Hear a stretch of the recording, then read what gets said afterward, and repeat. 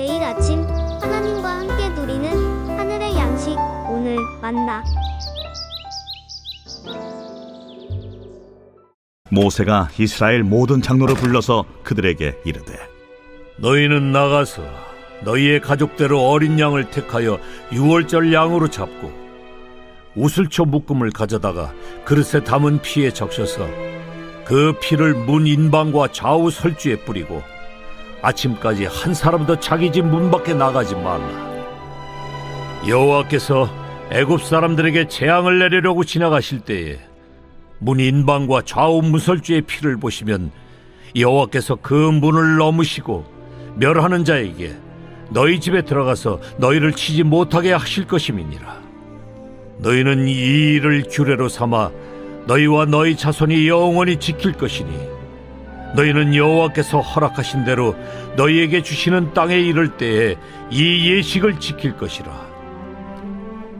이후에 너희의 자녀가 묻기를 이 예식이 무슨 뜻이냐 하거든 너희는 이르기를 이는 여호와의 유월절 제사라.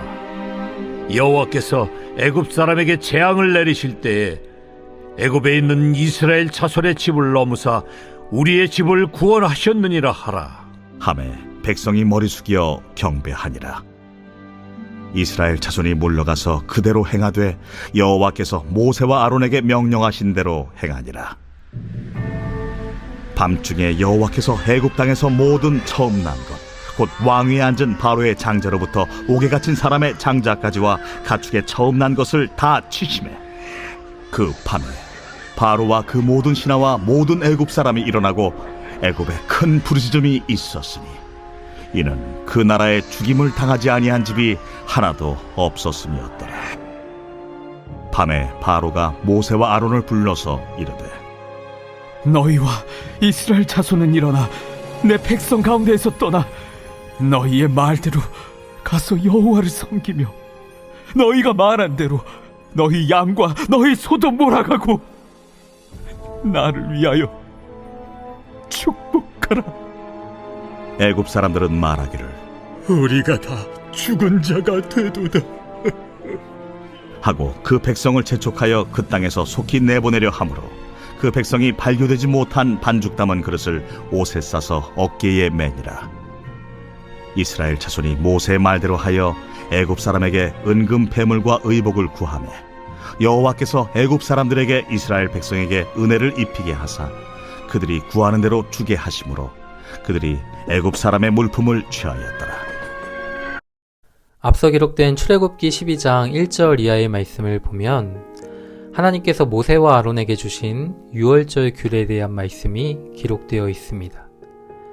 그리고 오늘 우리가 함께 마주하고 있는 이 본문의 말씀을 보면 모세가 이스라엘 백성들에게 전하였던 유월절 규례에 대한 말씀이 기록되어 있죠. 앞서 기록된 유월절 규례에 대한 내용이 반복되고 있음을 살펴볼 수 있습니다. 특별히 본문에 새롭게 추가된 내용이 있다면 너희의 자녀들에게 유월절이 어떠한 의미인지 가르치라는 하나님의 명령이 담겨 있음을 살펴볼 수 있습니다. 26절과 27절 말씀을 보면 너희가 유월절을 규례로 삼아 예식을 지킬 때에 너희의 자녀가 이 예식이 무슨 뜻이냐 물어보거든 너희는 이렇게 대답하라고 말씀하십니다. 이는 여호와의 유월절 제사라.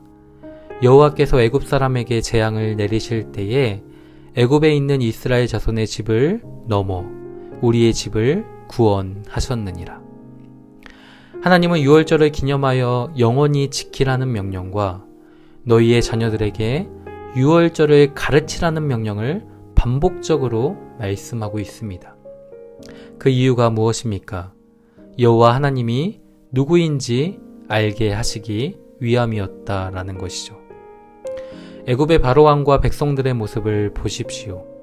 그들은 여호와 하나님을 알지 못하였습니다. 여호와 하나님을 인정하지 않았죠. 하나님께서 모세와 아론을 바로에게 보내셨을 때에 바로왕은 이렇게 반응하였습니다. 여호와가 누구이기에 내가 그의 목소리를 듣고 이스라엘을 보내겠느냐? 나는 여호와를 알지 못하니 이스라엘을 보내지 아니하리라. 이것이 일관된 애굽의 왕과 백성들의 모습이었습니다. 그러나 하나님께서는 열 재앙과 유월절 규례를 통해 여호와 하나님이 누구신지 분명하게 가르쳐 주셨습니다. 우리가 머리를 숙여 경배해야 할 분이 여호와 하나님이심을 분명하게 말씀하여 주셨습니다. 여호와는 누구입니까? 그의 백성을 구원하시는 하나님이십니다. 우리는 이와 같은 사실을 유월절을 통해 분명하게 알 수 있습니다. 23절 말씀을 보면 여호와께서 애굽 사람들에게 재앙을 내리려고 지나가십니다. 그때 여호와께서 문 임방과 좌우 문설주의 피를 보면 어떻게 하십니까? 넘어가십니다. 어린 양의 피를 통해 이스라엘은 죽임을 당하지 않았습니다. 하나님은 유월절 어린 양의 피를 통해 이스라엘을 구원하셨다라는 것이죠. 이스라엘 백성들은 유월절을 통해 그의 백성을 구원하시는 하나님을 기념하였습니다.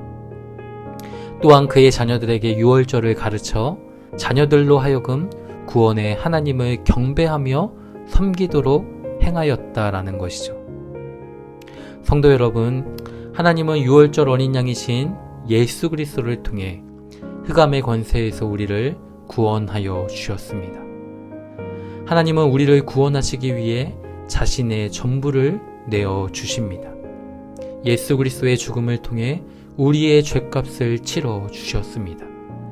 그 피로 우리를 구속하셨고 하나님의 소유로 삼아 주셨습니다. 그렇게 우리는 우리 자신이 하나님께서 값주고 사신 하나님의 소유임을 잊지 말아야 합니다. 하나님의 소유임을 늘 기억하며 바로와 같은 세상의 힘을 섬기는 자들이 아니라 하나님을 섬기는 자들이 되어야 합니다.